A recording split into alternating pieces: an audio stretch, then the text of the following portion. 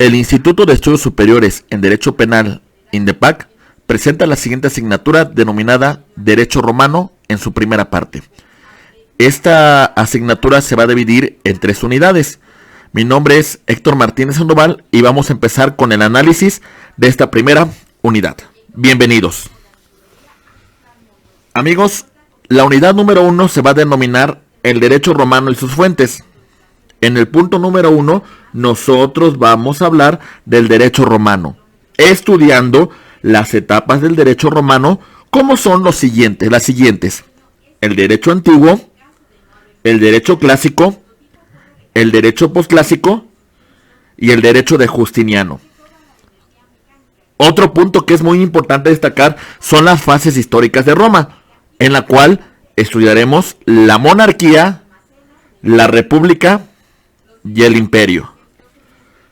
En el punto número 2 vamos a estudiar nosotros las fuentes del derecho romano, en la cual vamos a subclasificar en distintas fuentes como son las fuentes reales, las fuentes formales, las fuentes históricas. También haremos un estudio muy detallado de las fuentes del derecho de acuerdo a la época en que estuvieron vigentes, como son las fuentes del derecho antiguo y clásico, dentro de las cuales destacan las mores majorum, las leyes regiae, la ley de las 12 tablas. Tenemos también fuentes del derecho clásico como son la ley, los plebiscitos, el senado consulto, las constituciones imperiales y los edictos. También vamos a analizar en esta unidad las fuentes del derecho posclásico, en la cual estudiaremos que estas fuentes tienen una tendencia particular al vulgarismo, además de hacer una separación muy detallada entre el derecho oficial y la práctica. Hablaremos también de las compilaciones de las fuentes clásicas que se deben principalmente al emperador Justiniano, entre las cuales vamos a hablar de su gran compilación que se llama el Corpus Juris Civilis. En el punto número 3 nosotros hablaremos de los motivos de utilidad del derecho romano. Entre esta utilidad hablaremos de la unidad histórica, del modelo del derecho romano como auxiliar y para comprender la historia y literatura romana. El derecho romano. ¿Qué es el derecho romano, estimados amigos? Vamos a destacar nosotros que el derecho romano es un derecho que estuvo vigente en todas las fases históricas de Roma, desde el año 753 a.C. hasta la caída del Imperio Romano de Occidente en el año 476 después de Cristo. Pero sin embargo, también este ordenamiento jurídico estuvo vigente durante la vigencia del Imperio Romano de Oriente, que cayó en el año 1453. Una parte muy importante de esta compilación se le debe a Justiniano, que reinó del año 527 al año 565, que fue el gran compilador del derecho romano. El derecho romano se divide en distintas etapas, como son las siguientes: el derecho antiguo, el derecho clásico, el derecho posclásico y el derecho de Justiniano. El derecho antiguo tiene su origen en la fundación de Roma hasta el año 130 a.C. Es decir, abarca 2 grandes fases, como son la monarquía y una primera fase de la república. Tenemos también un derecho clásico, que data del año 130 a.C. al año 230 después de Cristo. Y esta a su vez se subdivide en 3 etapas, como son la época clásica del año 130 al año 30 a.C., la etapa clásica alta o central del año 30 a.C. al año 130 después de Cristo, y la etapa clásica tardía, que data del año 130 al 230 después de Cristo. También es muy importante destacar otra fase, que es el derecho posclásico, que comprende del año 230 al año 527 después de Cristo, y a su vez también lo podemos subdividir en 3 grandes periodos. Hay que destacar que este derecho posclásico está totalmente inmerso dentro del Imperio romano.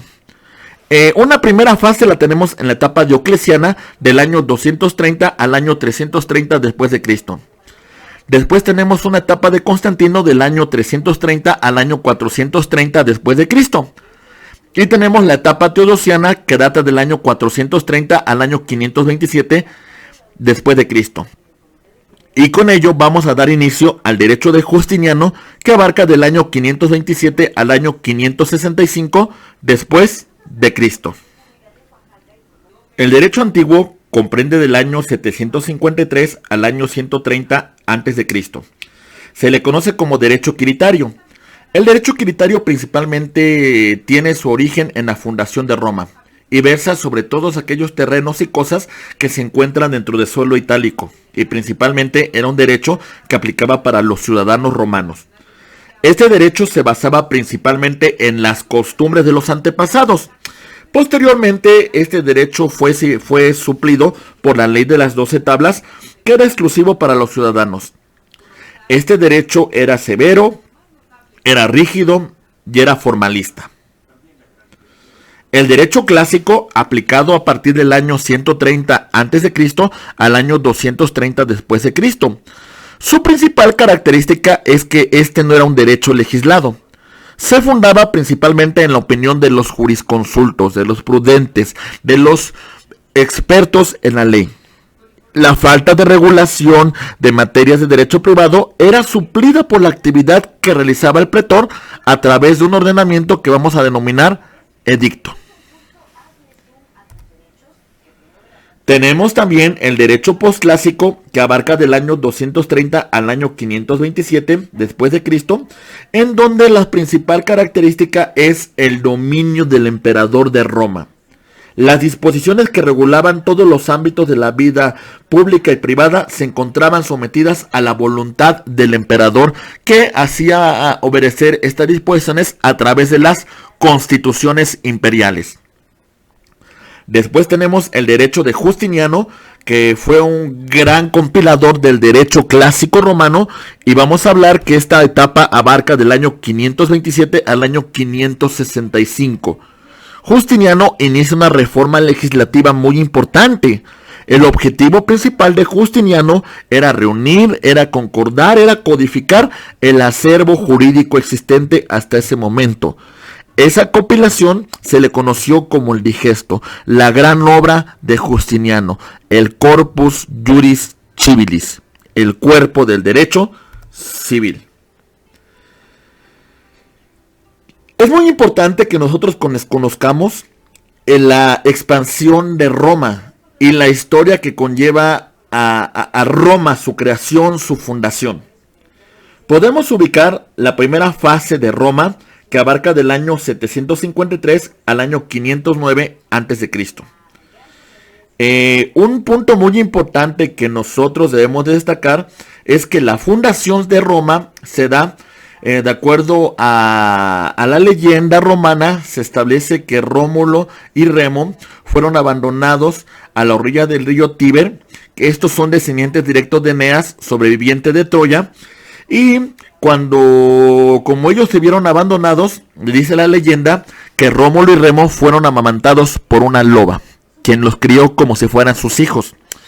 Posteriormente, cuando van a fundar la ciudad, Rómulo comete fratricidio, privando de la vida a Remo, siendo este el primer rey de Roma. Roma tuvo un total de 7 reyes. El último rey se denominó Tarquino el Soberbio, quien, pues por sus malos manejos en la administración pública de la ciudad, pues de alguna manera fue suplido, y el Senado ya no quiso que se conformara un nuevo rey, sino el Senado estableció de alguna manera pues que iba a gobernar a través de los senadores, a través de una de las comisiones que vamos a denominar un poquito más adelante. Pero bien, un punto que es importante que nosotros destaquemos es de que esta segunda fase, una vez que ha terminado la monarquía, vamos a llamarle la república, que abarca del año 509 a.C. al año 27 a.C. Aquí empieza una expansión muy importante de Roma. todo lo que es el suelo itálico, parte de Grecia, parte norte de África, tenemos la Hispania, tenemos Francia, es conquistada por esta República Romana. Hay un problema con ello. A veces tener un senado conlleva a que no se pueden tomar decisiones importantes para la ciudad de Roma y para toda esta tierra que están conquistando. Por ello, un hombre muy ambicioso llamado Julio César, que era un gran comandante, era un gran general, gran victorioso de Roma, empezó a tomar más poder que muchos senadores.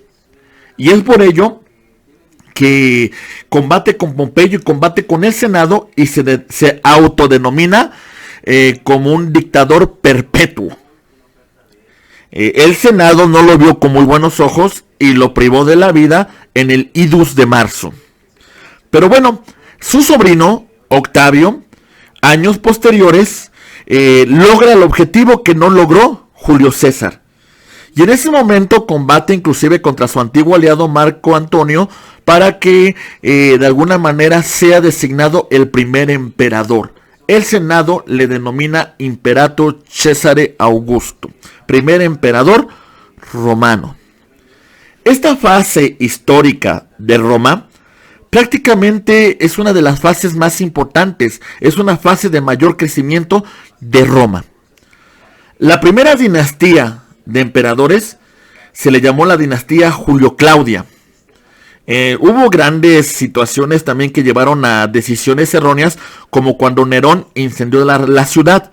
Se establece que era un ser tan perverso que privó de la vida a su madre y que inclusive la ciudad la quemó a propósito. Cuenta la leyenda que mientras Roma se estaba quemando, este señor Nerón estaba tocando una arpa. La siguiente dinastía de emperadores se le denomina la dinastía Flavia. Prácticamente estamos entrando en el primer siglo ya después de Cristo. Tenemos otra dinastía que es muy importante en el siglo II, la dinastía de los Antoninos, en la cual hay un gran crecimiento de la ciudad. Este crecimiento conlleva a un gran desarrollo en muchas situaciones de Roma. Hay una gran expansión de la romanización de la cultura.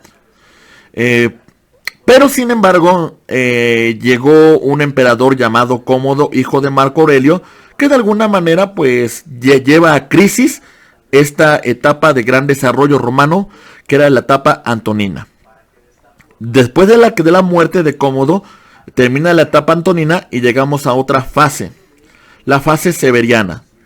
Aquí tenemos al emperador Septimio Severo y su sucesor Alejandro Severo, que prácticamente no tuvieron una muy adecuada administración de la ciudad y conllevó a que en el siglo III después de Cristo se conllevara a la crisis que duró unos 50 años. Esta crisis trajo consigo que hubiera una gran catástrofe para la ciudad, hubiera gran déficit. Bajo esta situación se nombró un nuevo emperador llamado Diocleciano.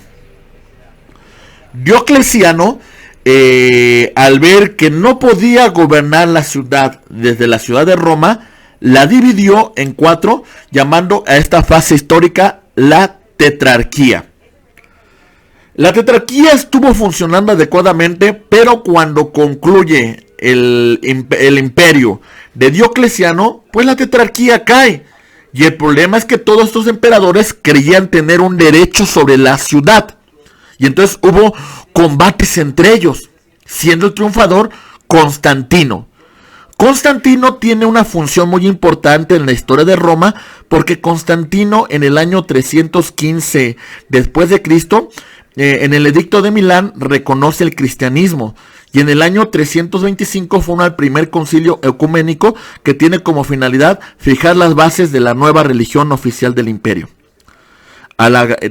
Constantino decide también que ya la capital no iba a ser la ciudad de Roma, sino la ciudad de Bizancio, que posteriormente se denominó Constantinopla. Ya estamos viendo cómo empieza a haber una crisis en el imperio. Tenemos que después de la caída de Constantino, tenemos otro emperador muy importante para la historia de Roma, Teodosio. Teodosio pues tuvo un gobierno hasta cierto punto estable. Sin embargo, ya había grandes invasiones bárbaras que hacían imposible que gobernara un solo emperador. Por lo que, una vez que concluye su imperio, Teodosio deja el imperio o lo divide entre dos. A su hijo Honorio le da la parte de occidente y a su hijo Arcadio le da la parte de oriente. Honorio establece la capital en Roma y Arcadio establece la capital en Constantinopla.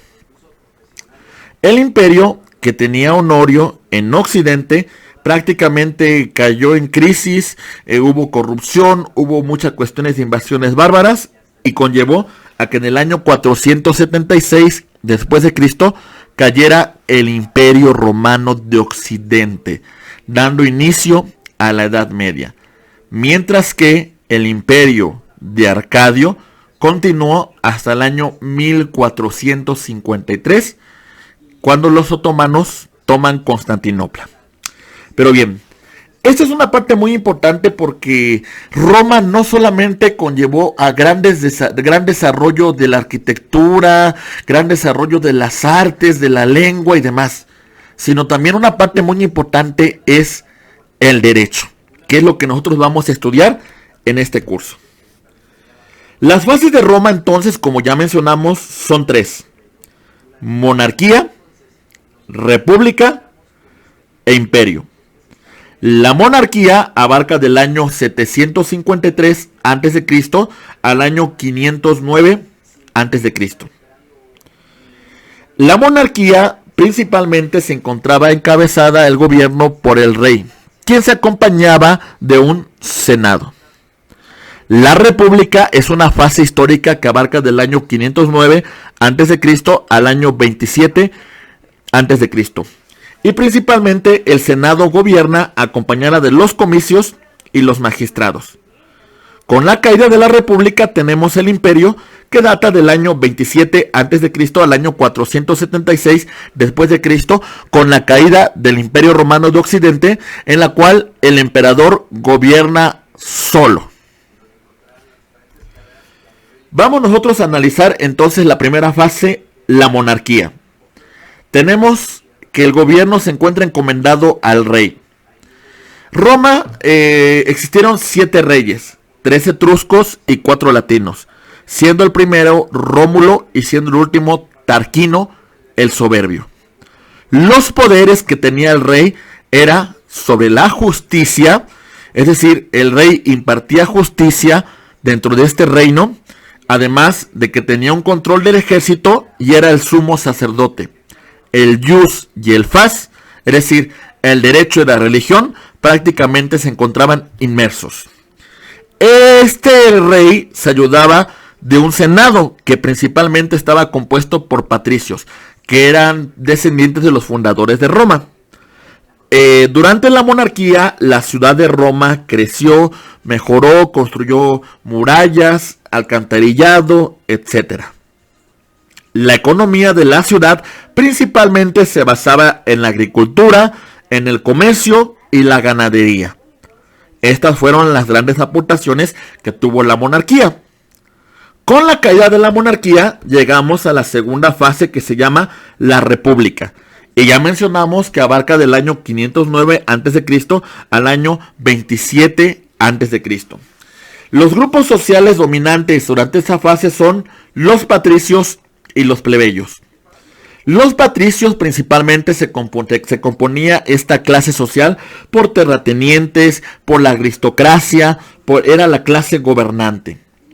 Y por otra parte tenemos la clase trabajadora, que eran los plebeyos, conformada principalmente por campesinos, por artesanos, comerciantes, y en una etapa no tuvieron derechos políticos, pero conforme fue evolucionando el derecho romano, se les fue concediendo privilegios a los plebeyos.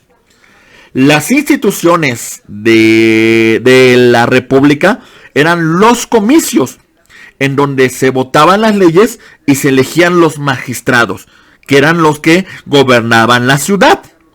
También tenemos el Senado, que tenía un control de la política exterior, de la política económica y que ratificaba las leyes. Como ya vimos con la expansión de Roma por gran parte de Europa, de alguna manera era muy difícil que el Senado gobernara en toda esta gran extensión territorial. Por eso cae la República y se designa un emperador. Empezamos con el Imperio Romano. El imperio se divide en provincias, que era la tierra que iban conquistando las legiones romanas. Empezó con Octavio, como ya mencionamos con antelación, que fue nombrado emperador Octavio, emperador Augusto, proclamado César. Es un emperador que tenía una característica vitalicia. Además era un cónsul vitalicio, era un gran pontífice. Gobernó la ciudad a través de edictos.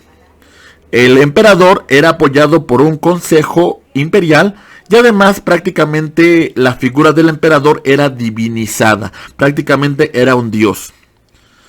La gran parte del imperio tuvo grandes guerras contra Cartago y contra otras regiones, además contra los bárbaros que venían del norte, pero en la época de los antoninos vamos a encontrar que se facilitó la romanización, además de que se logró la denominada Pax Romana.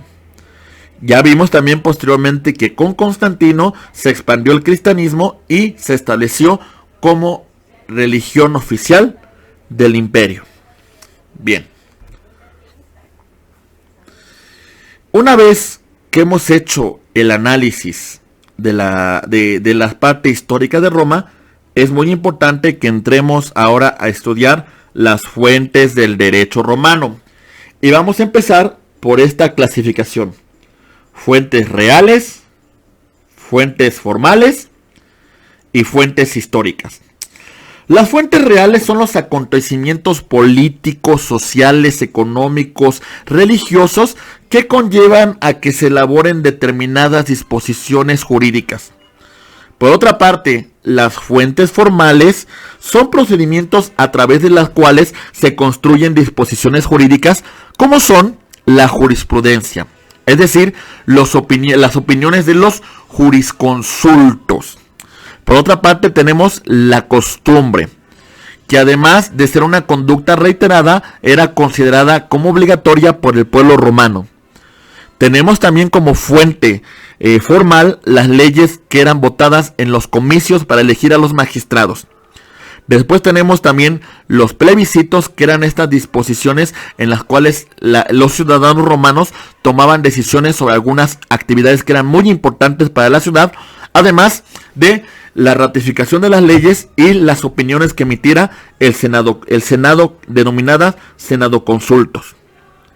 Tenemos también las fuentes históricas, que son todos aquellos textos conservados en obras jurídicas, literarias, y tenemos esas instituciones de Gallo, el Digesto de Justiniano, que al final de cuentas es una fuente histórica muy importante para el derecho.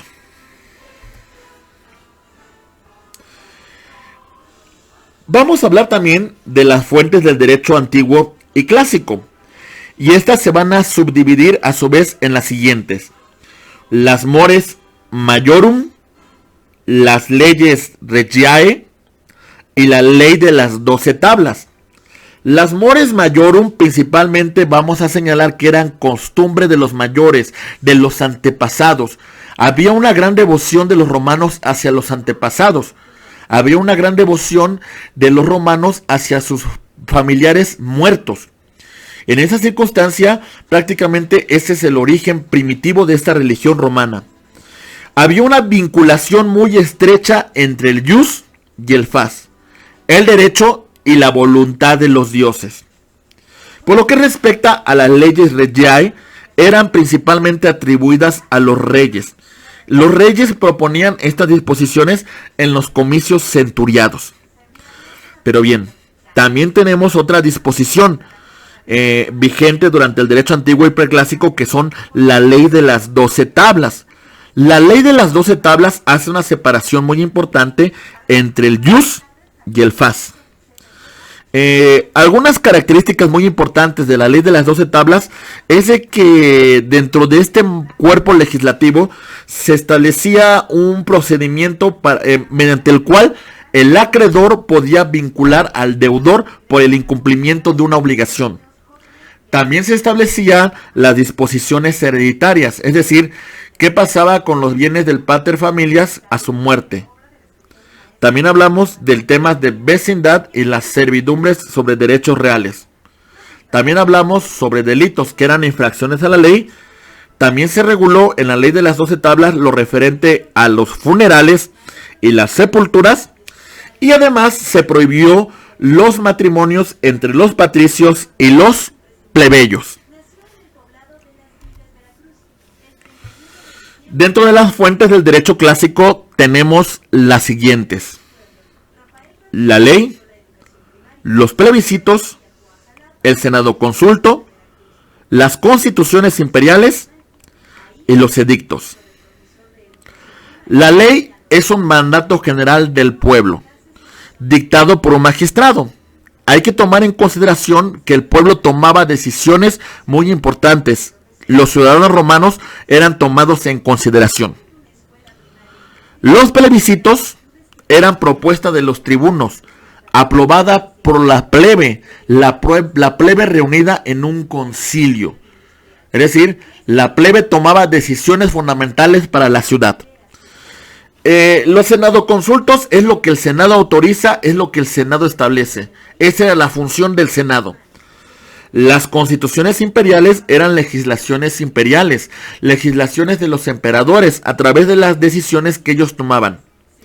Y tenemos que los edictos son la ius edicendi del magistrado, que resuelve cuestiones que son de su competencia.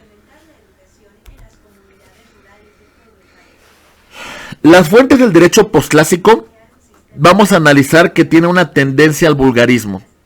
Acuérdense que empezamos a tener ya una crisis. Acuérdense que empezamos a señalar que muchos grupos del norte llamados bárbaros empezaron a entrar a Roma.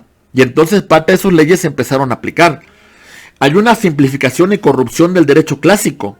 Y se tiene que adaptar la ley a la práctica diaria. Por esa situación hay una separación entre el derecho y la práctica.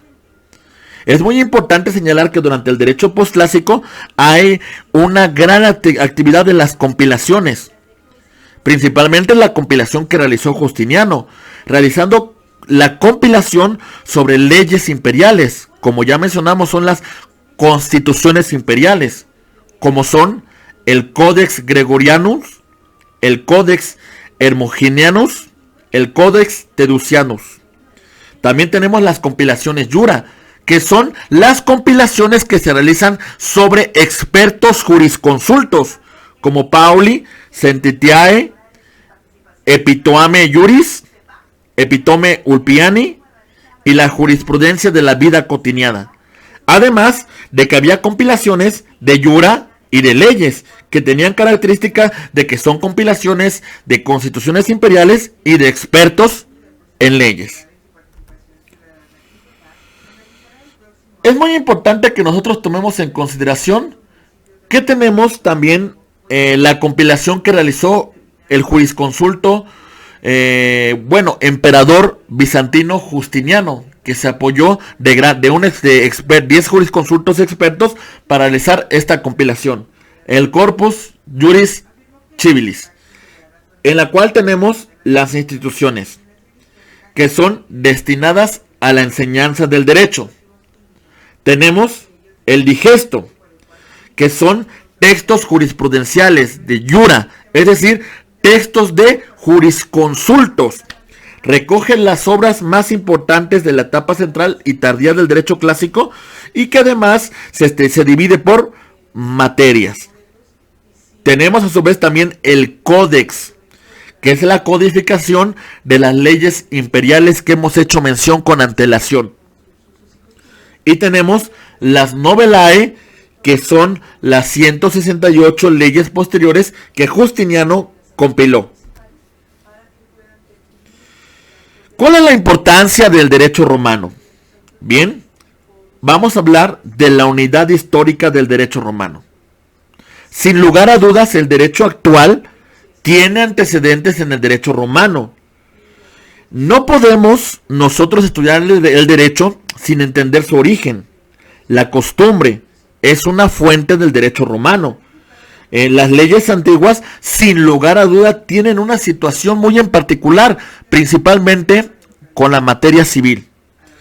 Si nosotros queremos entender realmente el origen de las instituciones y apreciar su valor, apreciar su espíritu, evidentemente tenemos que conocer el derecho romano. Además, el derecho romano es un modelo. Grandes jurisconsultos romanos aplicaban grandes elementos lógicos. Había un análisis de estas disposiciones. Los romanos tuvieron gran afinidad por el estudio del derecho. Además, el derecho romano es un auxiliar. A final de cuentas, hacer un buen estudio de derecho romano va a tener una implicación muy importante de conocer las instituciones del derecho civil.